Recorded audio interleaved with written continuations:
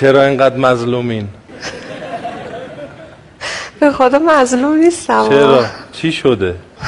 خب شما اون روی منو ندیدید آقای مدیری. خب اون روی شما چجوریه؟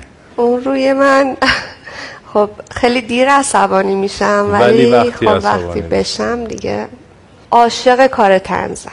طنز؟ واقعا طنز رو خیلی خیلی دوست دارم و فکر میکنم شاید خیلی بهتر از جدی بتونم بازی کنم. آره؟ بله. توی کار بعدی ما میایین؟ با کمال میل. شما بازیگر خوبی هستین؟ شما باید بگی. من که نه. من چرا؟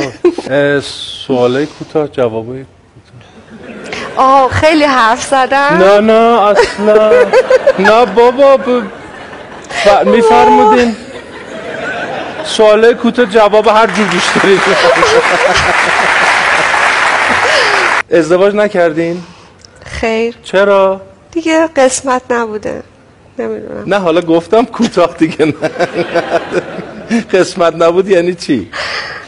قسمت نبوده دیگه. آخه کار ما آقای مدیری خودتون میدونی یه کار خیلی سخت و پرحاشیه است و به هر حال کار سخت و پرحاشیه. خب چه کار داره آدم ازدواج میکنه؟ خب سخت و پرحاشیه. خب انتخاب سخت میشه دیگه. انتخاب شما سخت میشه نه اون. الان چی با بازیگر ازدواج میکنی؟ به هیچ عنوان. نه اصلا. چه عجیب. حتی تو این حرفه باشه چه پشت صحنه اصلا جدا از این فضا باید باشه. باش. خب چه ماهی هستین؟ من آذر. چه سالی؟ سال مار. نه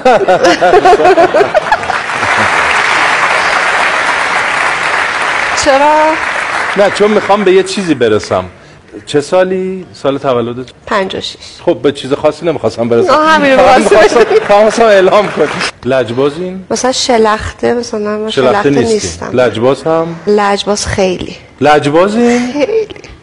من میگم چرا ازدواج نکردم. چرا؟ آقای مدیری امشب سنم که برملا شد خصوصیات اخلاقی من برزم هیچی تا آخر عمرم بعد مجرد بمونم. آخه میگم لجباز میگه خیلی. خب خیلی چجوری میشه لجبازی؟ خیلی عجیبه. آره چیز عجیبیه. خیلی. خودتون دست خودم نیست خودم. مگه میشه دست باور کنید اصلا دست خودم یعنی دوست ندارین ولی هی لج میکنین؟ مگه میشه؟ نمیدونم. خب یه بار لج نکنین ببینین چی میشه. شاید بشه، شاید بتونید. البته به من چه قبلا شاید خیلی بهتر بودم. روز به روز اینگاه دارم لجباز. خسته نباشین واقعا. 20 سال دیگه چی میشه این لجبازی؟ اگر میتونستید یه شخصیت داستانی رو از توی فیلم انتخاب کنید، واقعیش کنید و باش زندگی کنید، اون چی بود؟ سیندرلا. با سیندرلا زندگی میکنید؟ کنار میایین باش؟ نه خب دوست داشتم همیشه.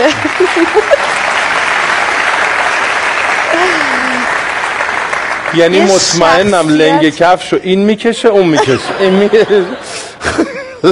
خب چون لجبازم؟ نه لجباز که نیستین. فکر میکنین لجباز دارین؟ نه فقط نه اصلا اغیار زیاد با آب و اینا میونه خوبی ندارم.